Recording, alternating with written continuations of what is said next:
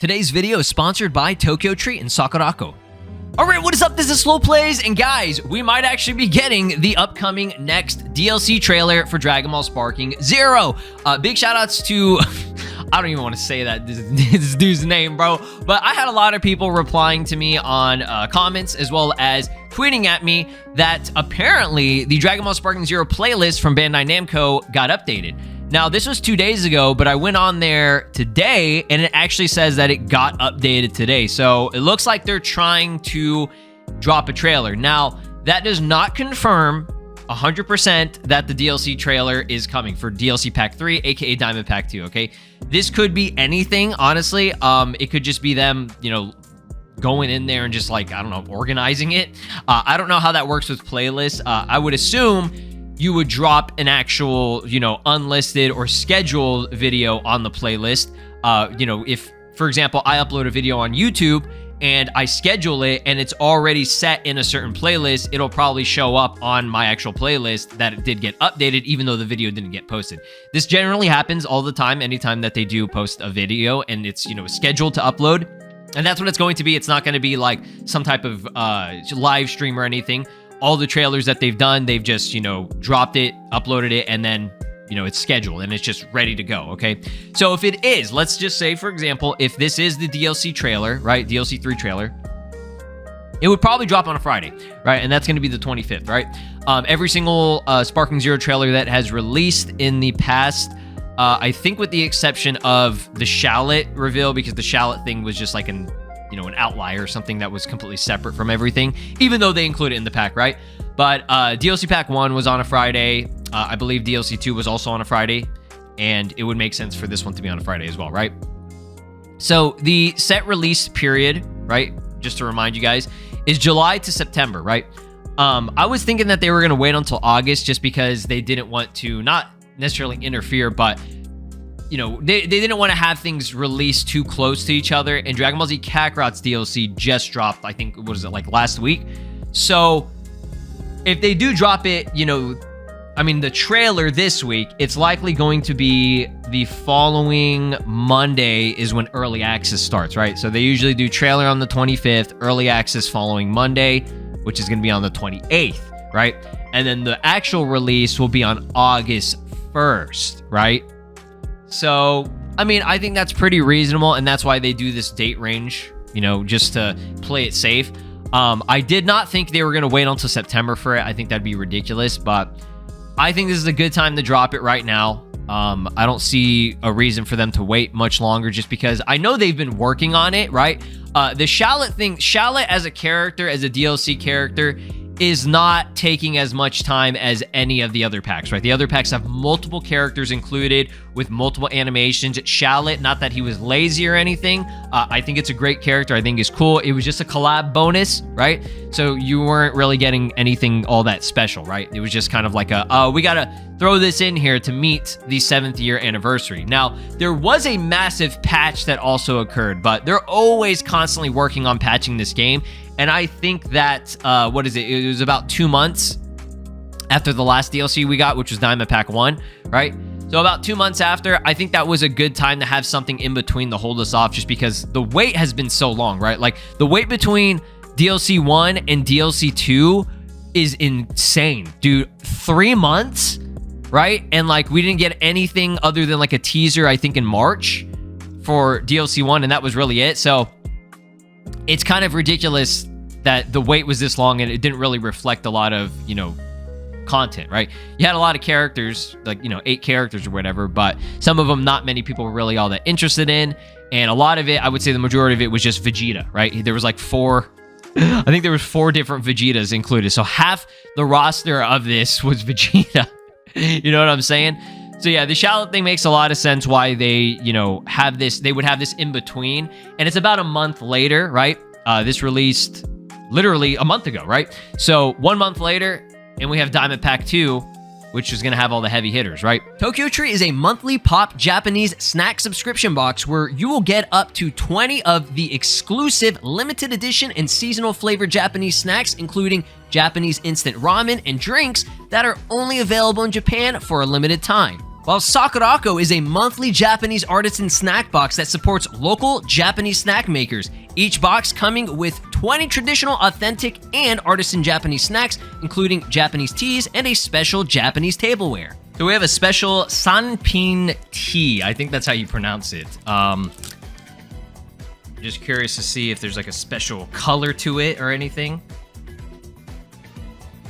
It smells like tea. Just smells like, you know, standard tea, but not exactly sure. I assume it's gonna have like a unique flavor to it, so we're gonna steep that on the side. Then we'll try out some snacks, and then we'll finish off with this. What's good? This month is the month of August, and for Tokyo Treat and Sakurako, we have some unique stuff, some different things. I mean, as always, there's a Kit Kat for Tokyo Treat, but this one is a crazy one. Chocolate orange, I believe. Yeah, it's literally just chocolate orange Kit Kats, as you can see right here on the book. It is literally just, I assume the inside is supposed to be orange flavored. We'll see how juicy these Kit Kats are. No, not really, but I've had like orange chocolate fusion before. Like this is, it's a little bit melted, but that's okay. All right, I think that's good. Let's just take a little bite right there. I don't know if you can see the corner of it. Yeah, that orange hits you immediately. I don't know why, but it's like, it's such a good pairing. I don't know what it is about it. It just works. Moving on to Sakurako for this month. This one caught my eye. The packaging on it is so nice. This is black pepper and cheese kakinotane. I'm so sorry if I am mispronouncing that, but you can see it right there. They're like these crescent moon shaped rice crackers encoded in rich cheese seasoning and finished with a bold kick of black pepper. It's not gonna taste the same as like a corn chip, obviously. Woo, that is really strong. Has almost like a garlicky smell to it, but I don't think there's any garlic in it. So this is what it looks like.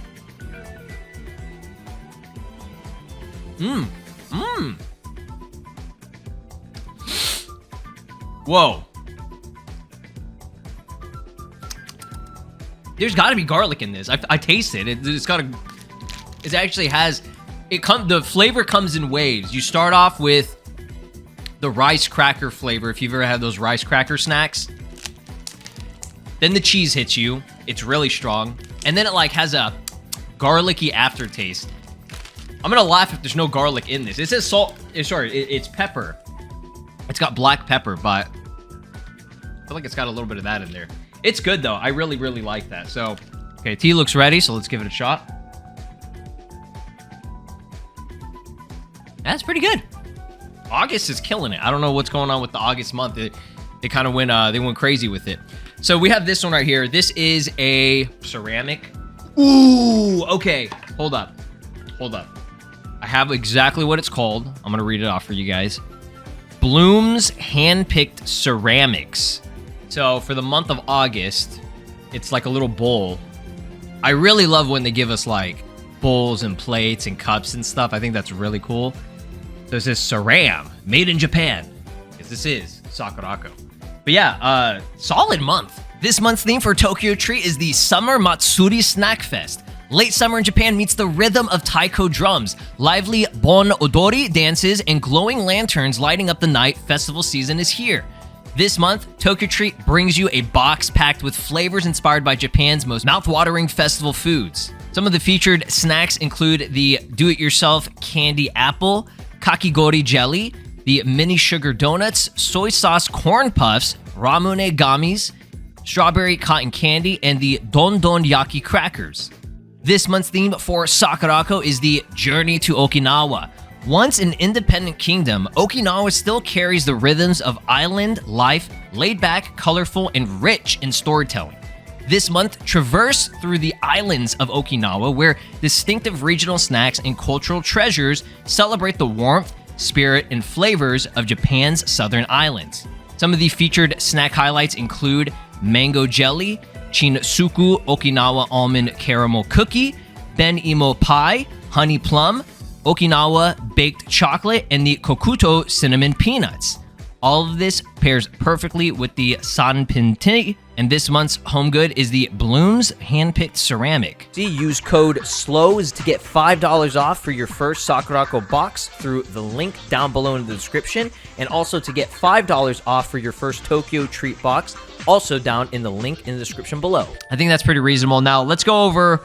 Again, I did a video on this literally like a couple of days ago just to refresh you guys. I think this is a good, solid pick. Now, people pointed out, I believe me, I read the comments, I heard you guys.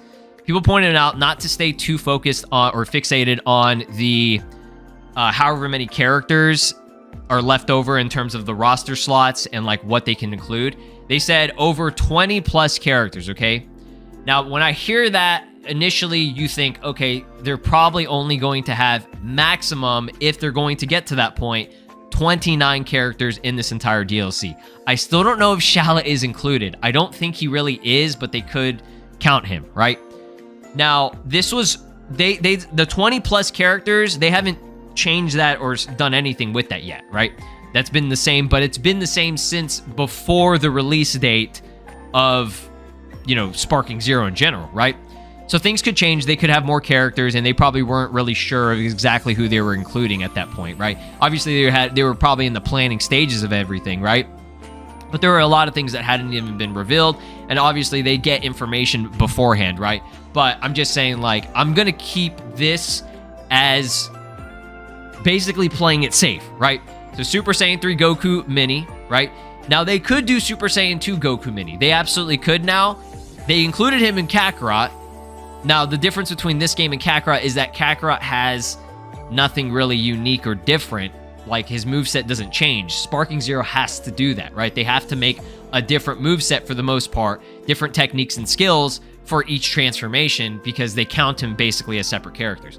So, if they include it, awesome. I'm down for it. I like to have all the forms, right? Obviously, Super Saiyan 4 Goku Mini has to be in this. Super Saiyan 4 Goku, Adult Super Saiyan 3 Vegeta. Goma is a little bit, I'm kind of uncertain on that. If they're going to, obviously, he will be in, right? But I don't know how many forms he's going to have, right? They could, honestly, they could make the base Goma, where he's like the little fucker, right? And then have maybe the Gendarmerie. I'm finally saying it right? I was calling it Gendamari for the longest time. The Gendarmerie, right? They could have that force integrated into his moveset, kind of like, you know how Babidi, like these little characters that are kind of like useless, they don't do shit, but they can like control in a sense other characters. Pansy having King Kadon come in, so they could do something like that. I'm just saying, like, it's possible, right? We have no idea what they will really include in this, but I think this is a solid list that I have, right? Majin Buu, 100%.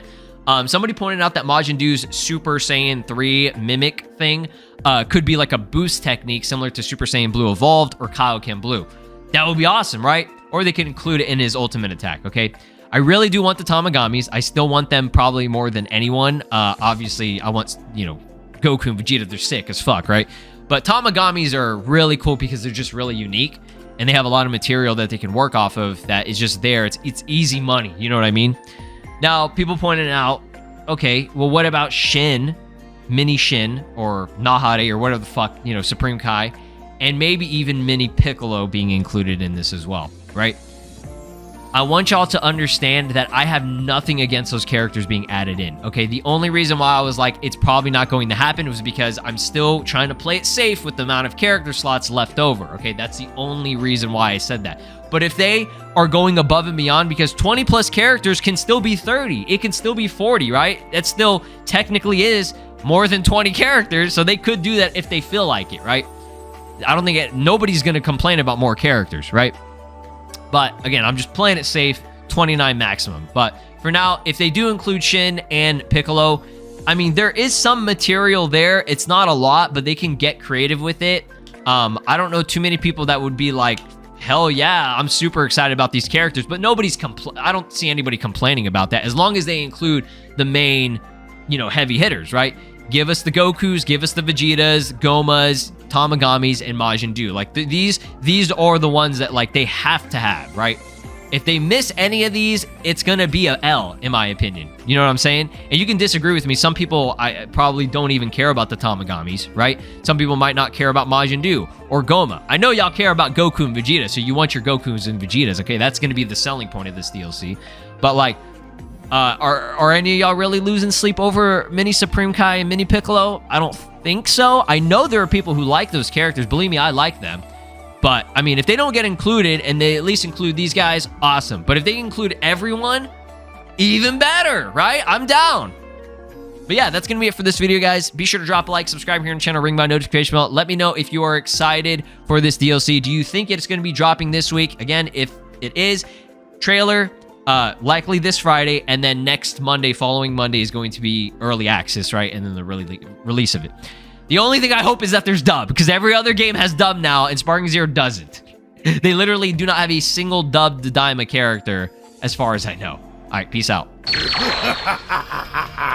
This is Broly, and you are watching SLOplays.